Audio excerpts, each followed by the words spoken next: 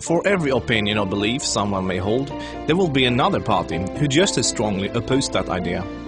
Both sides usually claim to sit with the best arguments, the real facts, and the correct worldview, and ironically, both sides regard the other as being indoctrinated, blind to the obvious and outright stupid. Most people only expose themselves to information that matches their own worldview. It is uncomfortable to do otherwise. Still, we would like to give you some surprising information about Islam.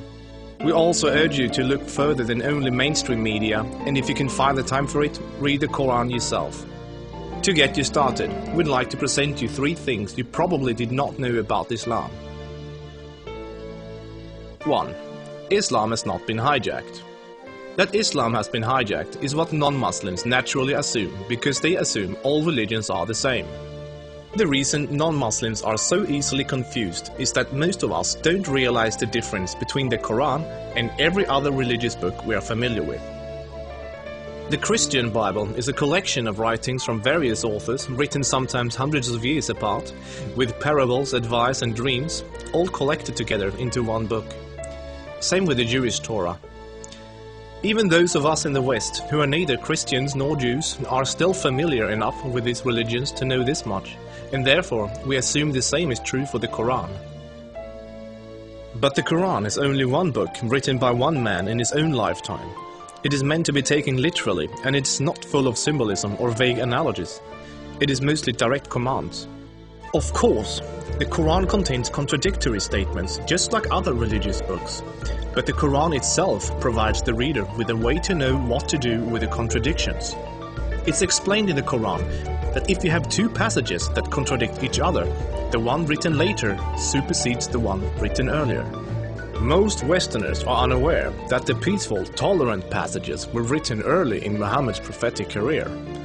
According to the Quran, those passages have been abrogated by later, more violent and less tolerant passages. So, when most Westerners hear jihadists quoting violent passages from the Quran, and then peaceful Muslims quoting peaceful passages, they interpret that the way they would if someone was quoting the Bible or the Torah. They think to themselves, oh, there must be many different and contradictory passages, like there are in other religious books, so Muslims can pick and choose what they like and justify whatever actions they want to take. But the Quran is nothing like that. There is no picking and choosing. It says very explicitly and in no uncertain terms that a Muslim must not alter or ignore any part of its very clear and direct message, or they will burn in a fiery torment forever.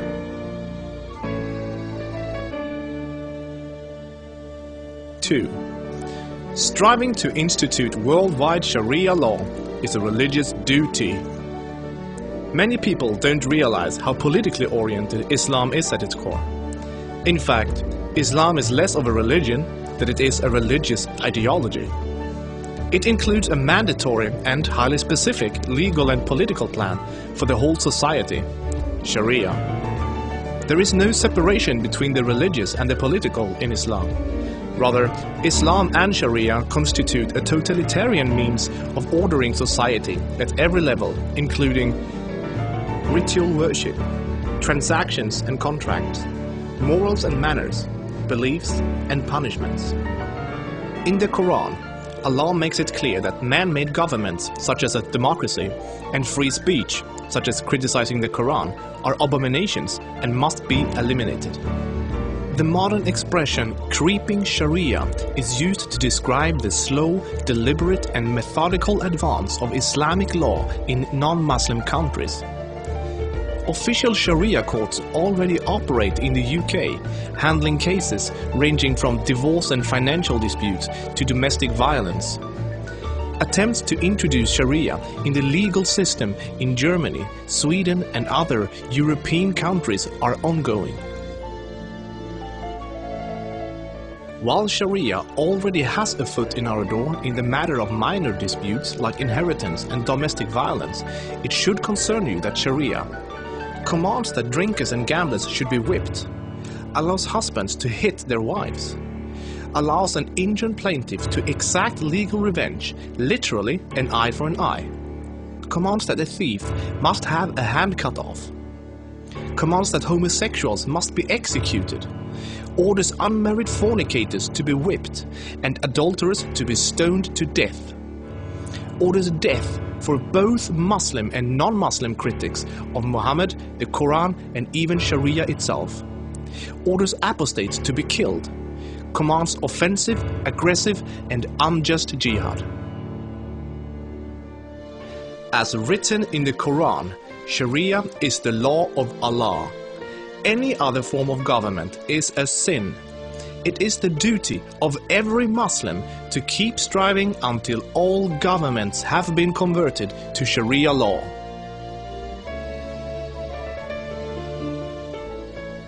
Three, Muslims are allowed to deceive non-Muslims if it helps Islam. For non-Muslims, this principle, called taqiyya, is another surprising concept of Islam. While most other religions speak highly of truthfulness, the Quran instructs Muslims to lie to non-Muslims about their beliefs and their political ambitions to protect and spread Islam. There are many examples of today's Islamic leaders saying one thing in English for the Western press and then saying something entirely different to their own followers in Arabic a few days later. Deceiving the enemy is always useful in war, and Islam is at war with a non-Islamic world until the whole world follows Sharia law. All non-Muslims living in non-Islamic states are therefore enemies. So deceiving Westerners is totally acceptable, even encouraged, if it can forward the goals of the spread of Islam. As a recent example, the Islamic American Relief Agency were seemingly raising money for orphans, but in fact giving the money to terrorists. They deceived good-hearted Western infidels into giving money to organizations that were actively killing Western infidels. Do the research yourself, this is not an isolated case. Islam as a religion of peace. Muslim organizations worldwide often declare that Islam is a religion of peace. But what does that really mean?